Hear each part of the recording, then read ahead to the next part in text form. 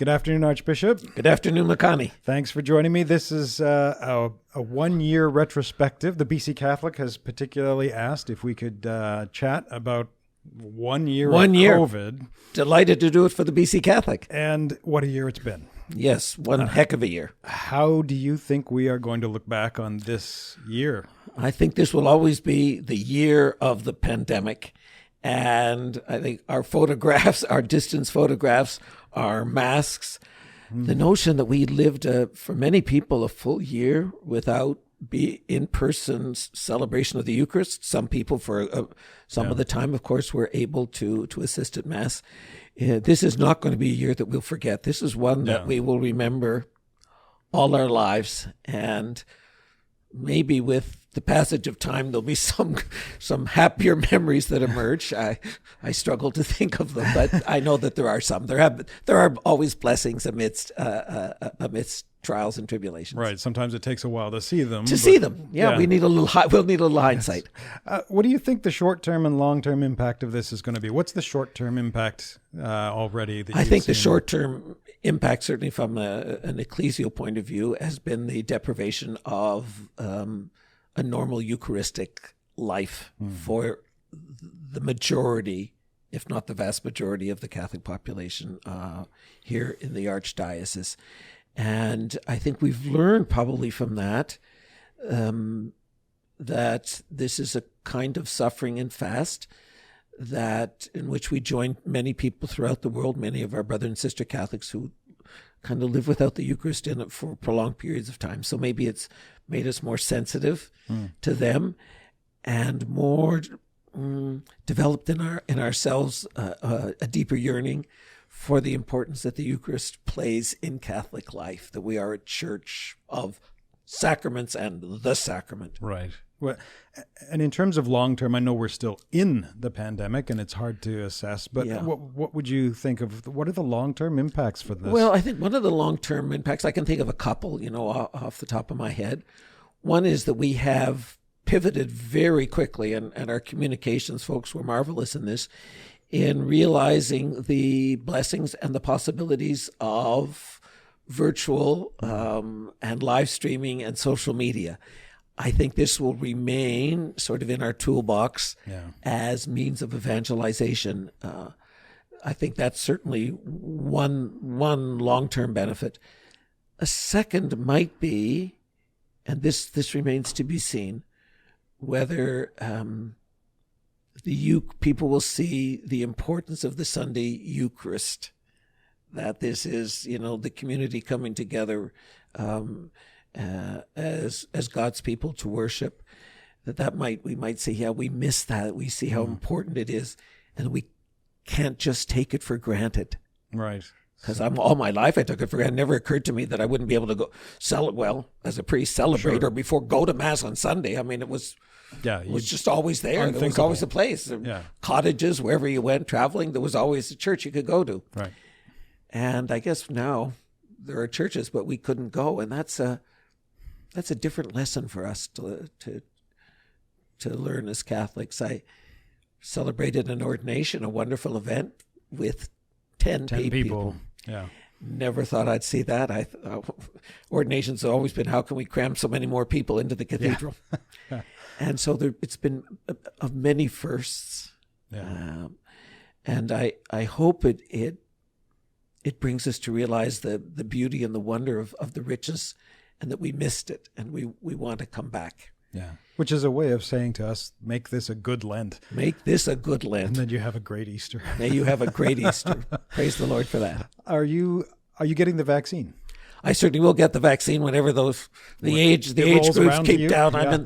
I'm in the 70 to 75 group, so whenever they lower it by fives, I'll be there. I think they're going to even be administering it next door here to the pastoral center. Oh, okay. Yeah. I think that's going to be a vaccinations site. Is there I just heard recently that Johnson & Johnson's vaccine is now going to be made available, and in Canada. Right. It was just approved, I think, perhaps today or yesterday. Yeah. And there many Catholics are questioning this one because, of course, it is originally derived from old stem cell lines. Right, from the 1970s. From the 1970s. Yeah. Can you talk a little bit about the? Yeah, I can. I mean, it does raise a question, and there's a little unease about it. Yeah. But the moral theologians are pretty much in agreement, that if it's the only choice available, that it's certainly morally permissible to do it in light of the greater good that is served, that it is pretty remote.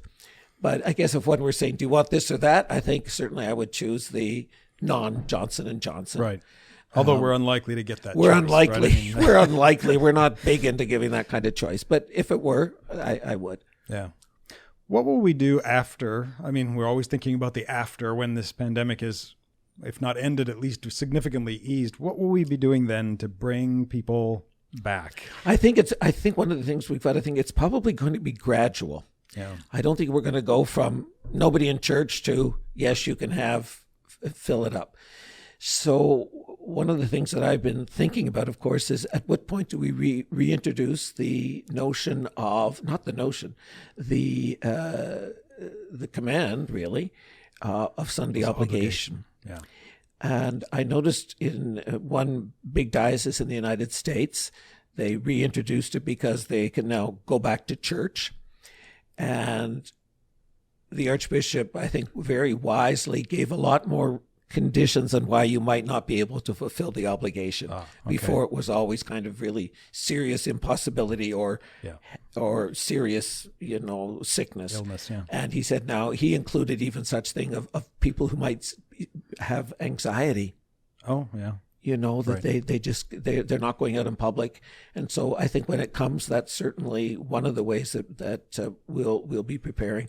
I think all the priests are anxious to get back to having the normal groups that come and celebrate in the parish, that serve the parish, everything from getting sandwiches ready for a soup kitchen to meeting of the Catholic Women's League. Right. There's a thought of a lot of people maybe who are already kind of on the margins have gotten very comfortable not being at Mass. What are we looking at for them? I think that's certainly possible. We know that many people have become comfortable because they say so. And one of the things I think we'll have to think about, and with a lot of people, is how many virtual masses should we continue to offer once there's live Mass? Once you can come to Mass. We know that there'll be some, as there always have been, for the old category of shut-ins. Yeah. But should every parish do it?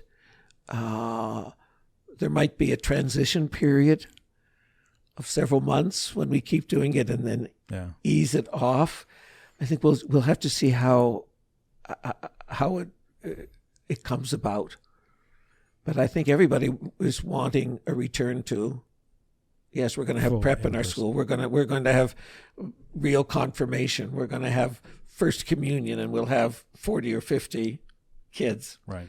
That might not be 40 or 50 this year. It might be 10 at a time or something. We'll wait, see. Now we hope for all of the numbers to come back as well physically, but there's also a chance that that we may have lost some people during this time. There is a chance, and we have a lot of good programs of outreach. We're training people to be evangelizers. I think the Proclaim movement will be, I believe, working with people. How do you help the person who is I'll watch Mass on TV. I like Bishop Barron, and to be able to provide, there's nothing. We believe in real presence in both senses, the real presence of Jesus and kind of that you're present there as well. So it'll be a chance for some catechesis. And direct outreach. Direct outreach. And maybe, giving, we have Proclaim that they should be able to give, come up with some tools, those simple tools to help people in the conversation with the friend who is saying, I put my computer on the patio table on Sunday morning. That's just fine. Yeah. How are you personally doing? How's this year been for you personally? I miss my vacation. Aside from your vacation, spiritually, mentally, physically, how's this year been for you? I'll probably put on a few pounds, but it's just been unusual. Fortunately, the pastoral center never shut down, so I wasn't housebound or with a sense of feeling isolated from other people. Right. I certainly miss going to wide number of parishes and meeting lots of people from around the Archdiocese. Spiritually, there's a little more quiet time, which has not been unwelcome. Yeah. There's just more evenings free that aren't spent, out and so on, at various functions. And so in that sense, it's been a quieter year. But I mean, a quiet year is fine, and we're marking a year, but You'd like to gladly renounce a little bit of this now to go on to a busier and more outward year. Yeah. Yeah. How would you characterize how the Archdiocese has done in this last year?